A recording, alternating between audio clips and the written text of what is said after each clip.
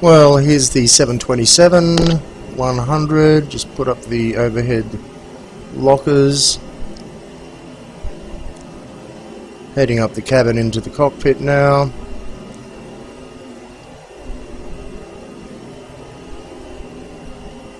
This is the 727-100 circa 1964.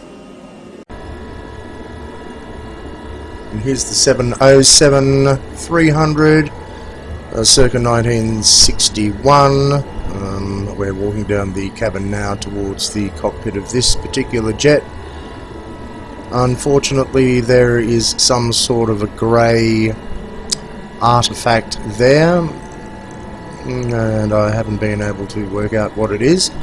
Yes, it's obviously older than the 727 in that it doesn't have overhead lockers as yet. It's got an overhead rack, but not the lockers. It's a much bigger plane, obviously, than the 727, being an international airline rather than a domestic. Is the galley we're just passing, and passing two more lavatories. Hit the wrong button there. And heading into the flight deck. Very similar to the 727 flight deck, except there's 4 of everything relating to the engines.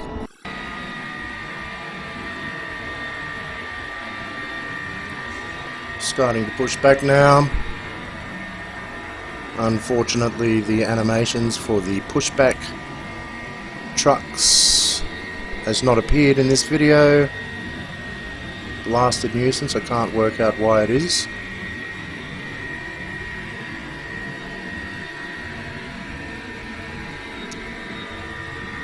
There's a good comparison of the relative sizes of the two aeroplanes.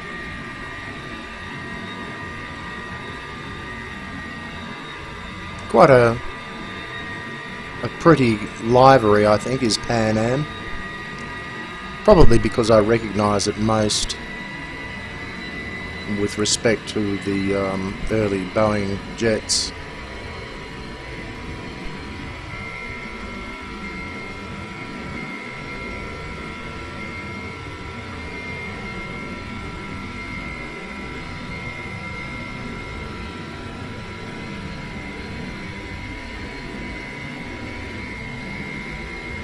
Going for the taxi now.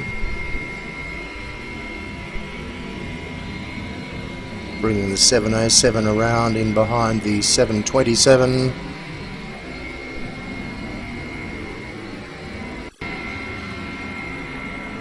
Fast forwarding here to entering the runway.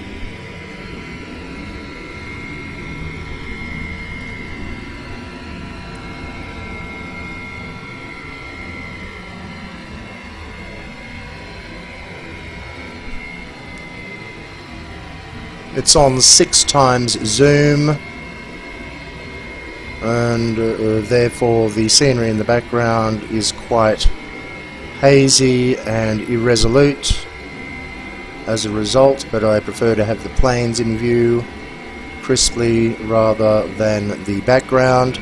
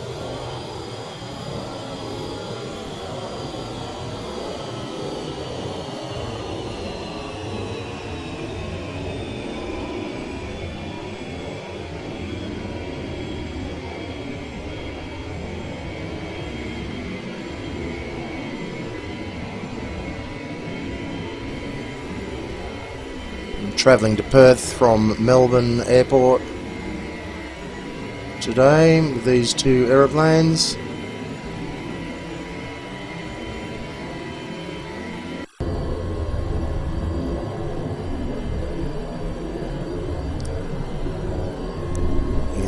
cockpit of the 707 passenger side, or actually the co-pilot side, looking at the 727 that we're shortly going to be overtaking.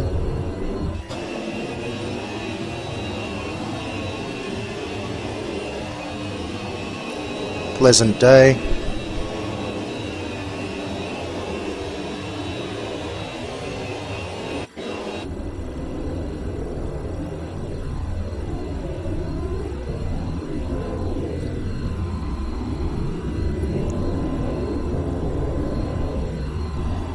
The 727 is slightly quicker at lower speeds than the 707. It does take the 707 quite some time to spool up.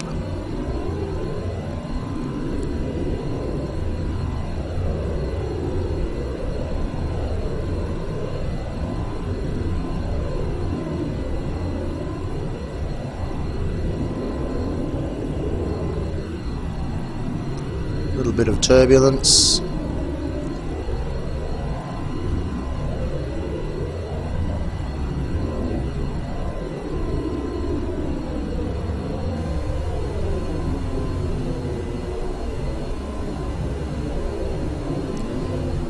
The 707 corners better than the 727, so we're taking a reduced radius turn and therefore gaining speed, or gaining ground on the 727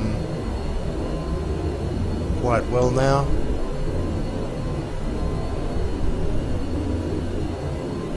The faster the 727 goes, the more efficient the 707 goes, the more efficient its engine is. Same with the 727, but more so with the 707.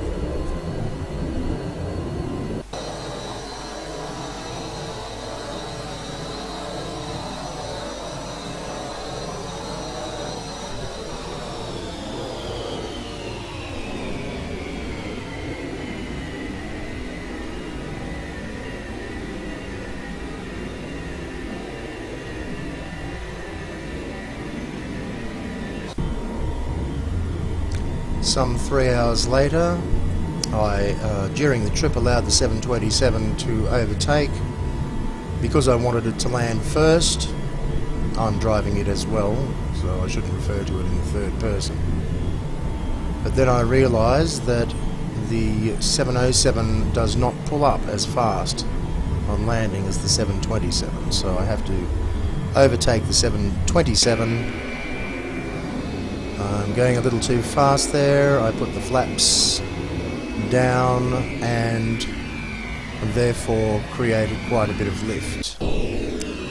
As the speed comes off, the lift is reduced.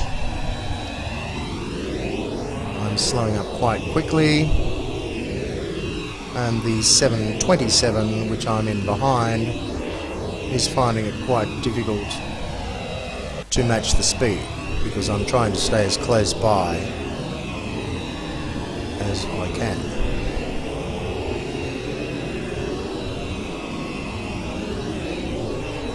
It's about turning in now to the ILS track into Perth Airport. Coming in from the south.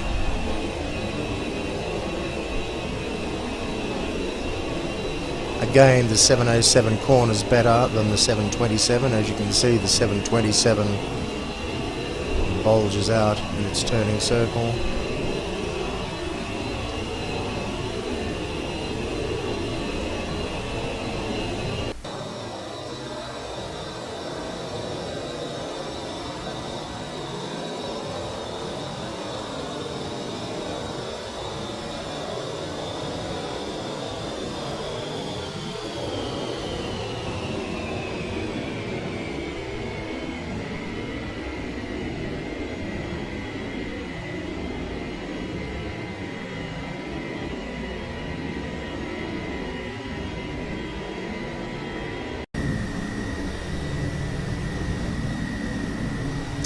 In the cockpit of the 727 now.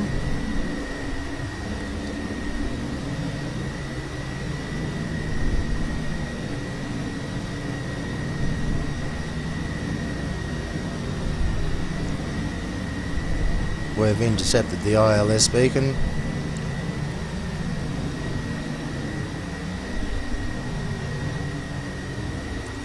You can see the runway up ahead, slightly to the left centre of the screen.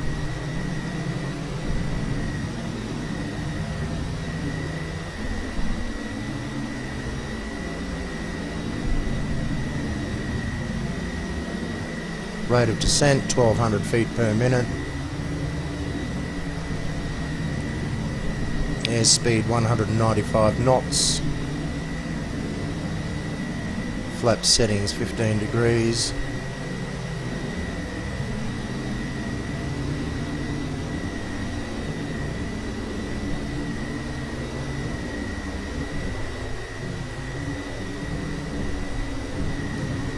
It's important to do everything very slowly in jets of this size. Turns should be extremely gradual.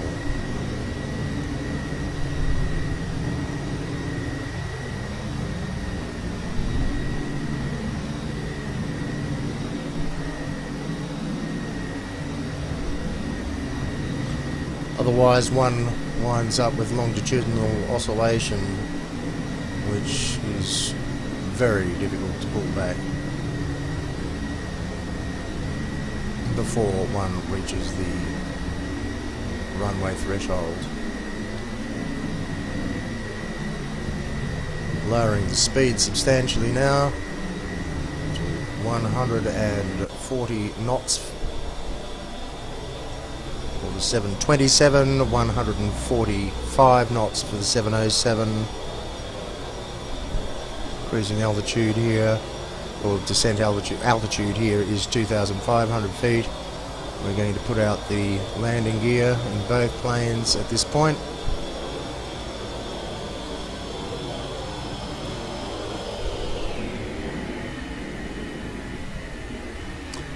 Flap settings on the 707 is 40 degrees and 30 degrees for the 727.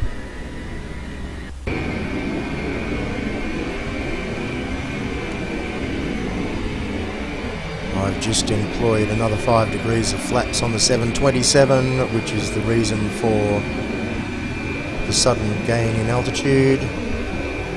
But as the speed comes off, that gain will be cancelled out by a corresponding fall, albeit well controlled.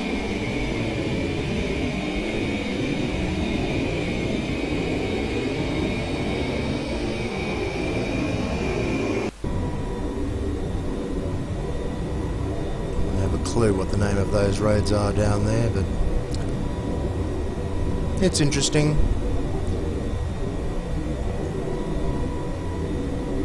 Ground traffic adds an element of realism.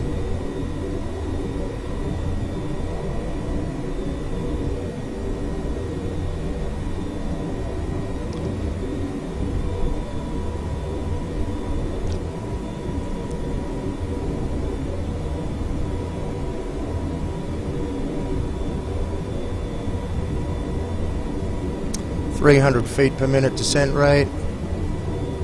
Just notice that there's an aeroplane lined up to take off on the runway in front. Air traffic control in this game doesn't work terribly well,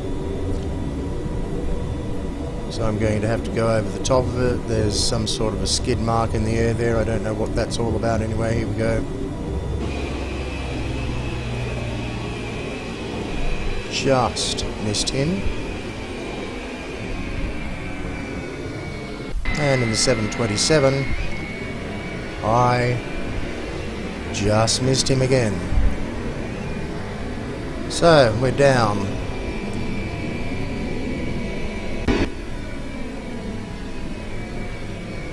I don't think I'll do terribly much more of this clip because we've landed. This is Perth International Airport.